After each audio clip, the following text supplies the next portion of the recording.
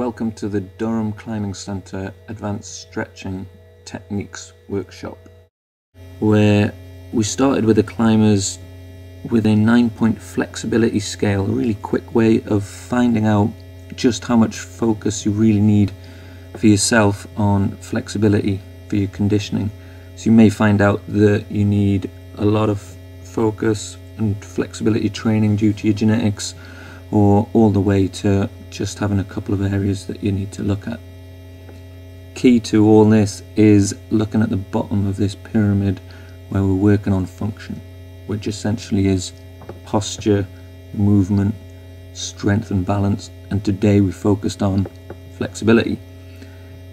Here the climbers are looking at their flexibility thresholds, so we could reach in any direction, arms, legs, torsos, whatever, just to find function. This could be sport specific, this could be for any particular movement you wanted, but you would find out your threshold. You would find the tight muscles, the tonic muscles, you would find the phasic muscles, which may be weak or lengthened there. So one of the places to start at is assessments when we want to do any conditioning program. We want to find out which muscles need strengthening and which muscles need flexibility, so that we can actually bring balance to the body. One of the best places to start is looking at movement screening, and with the climbers we looked at a few, and one of them being how we are squatting. Very important whole body exercise, got a lot to do with range of motion through hips and even through shoulders, and tells us a lot about the tight muscles, the weak muscles, the restrictions, and from here we can sort of troubleshoot and find out maybe a bit more about what we need to do in terms of the stretches, and that's what we focused on with the climbers there.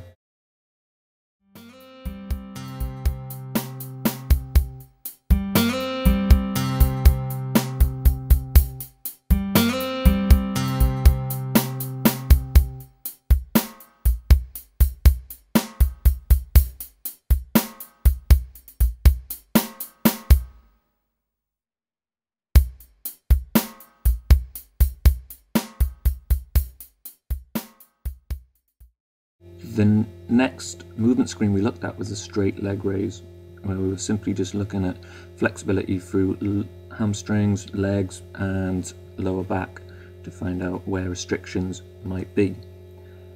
Once we did these movement screens and various other assessments on different muscle groups, we were looking at the solution. So what is going to actually help us improve our conditioning? So it's all about strengthening the weak muscles, lengthening tight muscles, and providing more balance to the body.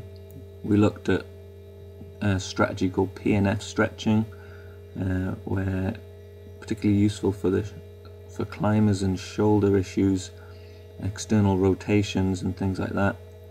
We looked through this climber here and just saw an imbalance and asymmetry between the left and right shoulders, so we're just looking to bring a bit of correction there, and we used the PNF style, which is contract and relax.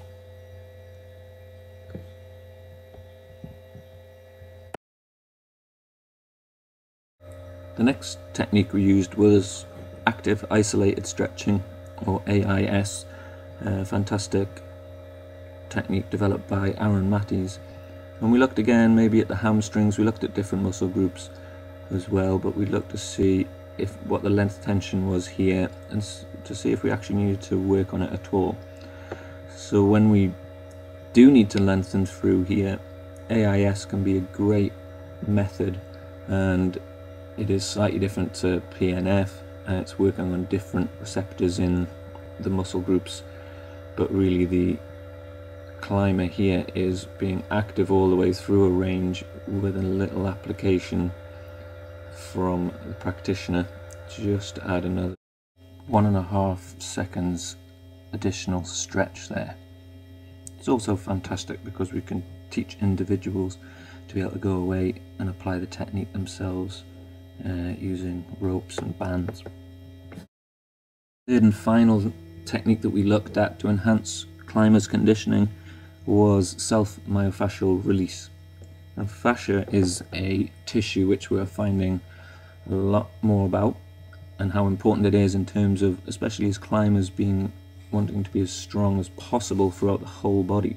This fascia, this connective tissue, can get restricted, and whilst the manual therapy work and body work such as the Bowen technique can be extremely beneficial here, we were using foam rollers so that individuals could apply the method by themselves, but there were various techniques we can use